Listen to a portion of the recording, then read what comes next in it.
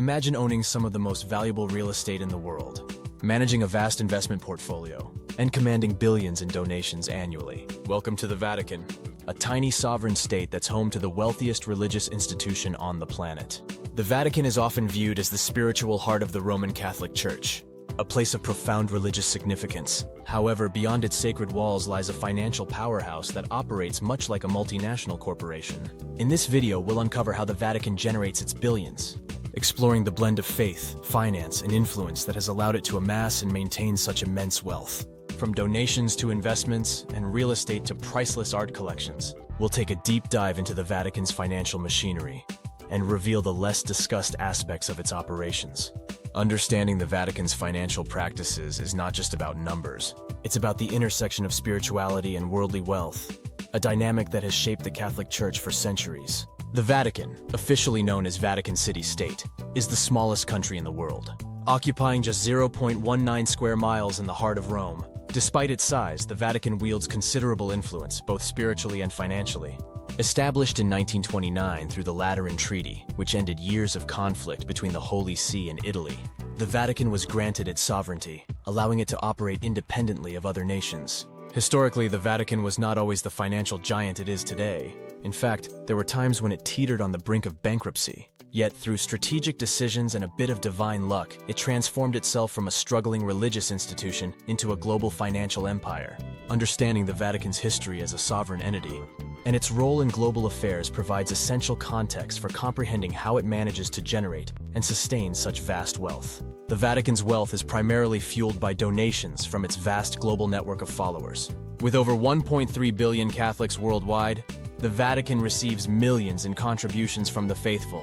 These donations are often collected through offerings during Mass and special fundraising campaigns to support the Pope's charitable efforts. These funds are often used to support the Pope's philanthropic initiatives, but they also contribute to the overall financial stability of the Vatican. This system has been in place for centuries, allowing the Vatican to continuously replenish its coffers. The flow of donations, although sometimes fluctuating due to global economic conditions or scandals within the Church, remains a cornerstone of the Vatican's financial strength. However, the Vatican doesn't just rely on the generosity of its followers. It has developed a sophisticated investment portfolio that contributes significantly to its financial health. The Vatican has diversified its investments across various sectors, including real estate, stocks, and bonds. This strategy has enabled it to generate substantial returns, further boosting its wealth. Historically, the Vatican began investing in Roman real estate in the late 19th century, just as the market was booming. This savvy move set the stage for future investments, making the Vatican one of the largest landowners in Italy and beyond.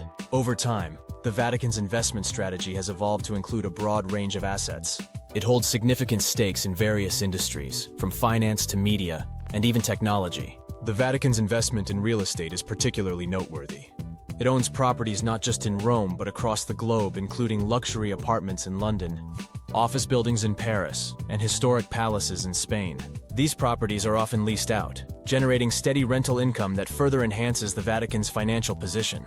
In addition to real estate, the Vatican has substantial holdings in the global stock market. Through its financial institutions, including the Vatican Bank, the Holy See has invested in multinational corporations, bonds, and other financial instruments. These investments are managed discreetly, often through a network of advisors and financial institutions that help the Vatican maximize its returns while maintaining a low profile. It owns some of the most iconic buildings in the world, including St. Peter's Basilica, the Sistine Chapel, and the Apostolic Palace. These properties are not just symbols of religious devotion, they are also incredibly valuable assets. In addition to these renowned landmarks, the Vatican owns countless churches, diplomatic missions, and other properties worldwide, many of which are worth millions of dollars. The real estate portfolio alone is estimated to be worth over $50 billion, making the Vatican one of the wealthiest property owners globally. The value of these properties is not only in their ability to generate income, but also in their potential for appreciation.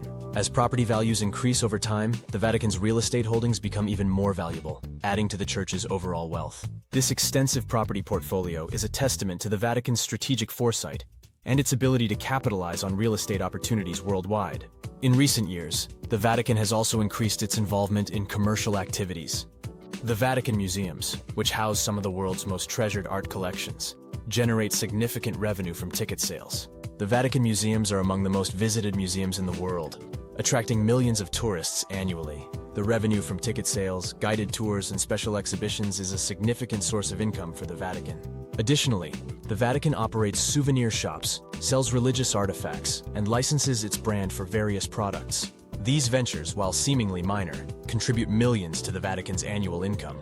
The sale of religious items such as rosaries, medals, and statues is particularly lucrative, especially when these items are blessed by the Pope himself. The Vatican also earns revenue from the sale of books, DVDs, and other media that promote Catholic teachings and values.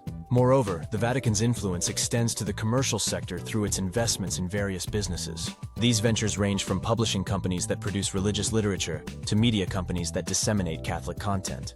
These businesses not only generate revenue but also help to spread the Church's message globally, reinforcing its spiritual and financial influence. At the heart of the Vatican's financial operations is the Vatican Bank, officially known as the Institute for the Works of Religion, IOR. Established in 1942, this bank is unique in that it operates without the same transparency and regulatory oversight as other financial institutions. The Vatican Bank has been involved in various controversies over the years, including allegations of money laundering and financial mismanagement. However, it remains a critical part of the Vatican's financial strategy, allowing it to manage its vast wealth discreetly.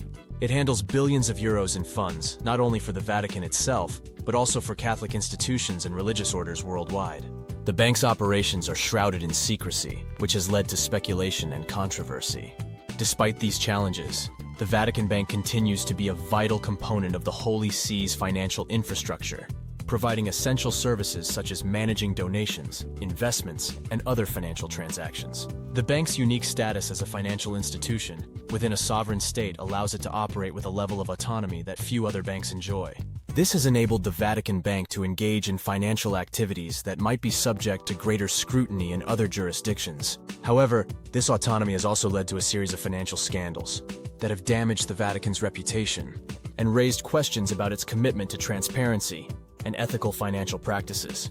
The lack of financial transparency is one of the most significant issues. For decades, the Vatican kept its true financial state hidden from the public, leading to widespread speculation and mistrust. Scandals have erupted, ranging from allegations of money laundering at the Vatican Bank to the misuse of donations. These controversies have not only tarnished the Vatican's reputation, but also led to financial losses. The Vatican has also faced criticism over its tax-exempt status, particularly in countries where it owns substantial property and other assets. While the Vatican is a sovereign state and therefore exempt from taxes, its vast real estate holdings and commercial activities have led to calls for greater financial accountability. Some argue that the Vatican should contribute more to the communities where it operates, particularly given its significant wealth. Moreover, the Catholic Church has been plagued by other scandals, particularly related to the abuse of minors by clergy. These scandals have resulted in billions of dollars in settlements and have severely damaged the Church's credibility. The financial strain from these settlements, combined with declining donations due to the scandals, has posed significant challenges to the Vatican's financial stability. In addition to these scandals, the Vatican has faced internal conflicts over its financial management. Different factions within the Church have clashed over how to handle the Vatican's wealth, with some advocating for greater transparency and accountability, while others prefer to maintain the status quo. These internal disputes have at times paralyzed decision-making and hindered efforts to reform the Vatican's financial practices. In response to these challenges, the Vatican has made efforts to improve financial management and transparency. Under the leadership of Pope Francis, there have been significant reforms aimed at restoring trust and ensuring the Vatican's financial practices align with its spiritual mission. One of the key initiatives has been increasing transparency within the Vatican Bank. Annual financial reports are now published, providing a clearer picture of the Vatican's income and expenditures. These reports are part of a broader effort to shed light on the Vatican's finances and address the criticisms that have been leveled against it. Pope Francis has also taken steps to address the issue of financial mismanagement. He has appointed a council of advisors to oversee the Vatican's finances and has implemented stricter controls to prevent future abuses. These reforms have been part of a broader effort to clean up the Vatican's image and demonstrate a commitment to ethical financial practices. The Pope's commitment to reform has been evident in his willingness to confront powerful interests within the Church, including those who have benefited from the lack of transparency and accountability. Additionally, the Vatican has sought to diversify its income sources to reduce reliance on donations. This includes expanding its investment portfolio and exploring new commercial ventures.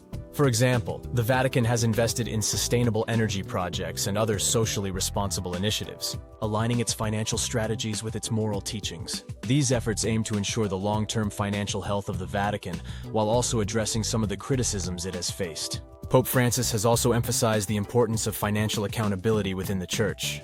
He has called for greater oversight of how donations are used, ensuring that they go towards their intended purposes. Whether that's supporting the poor, funding missionary work, or maintaining the Vatican's historic buildings.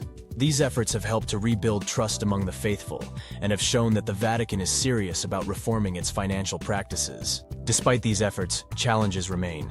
The Vatican is still grappling with the fallout from past scandals, and there is ongoing pressure to further increase transparency and accountability. However, the reforms implemented under Pope Francis have laid the groundwork for a more sustainable and ethical financial future for the Vatican. The success of these reforms will be crucial in determining whether the Vatican can maintain its financial strength while upholding its spiritual mission. The Vatican's financial practices have a profound impact on the Catholic Church and its followers. As we've seen, the Vatican's wealth is built on a complex web of donations, investments, real estate, and commercial activities. These financial practices have allowed the Vatican to amass incredible wealth, but they have also exposed the Church to criticism and scandal. Moving forward, the Vatican will need to balance its financial ambitions with its moral and ethical responsibilities to maintain the trust of its followers.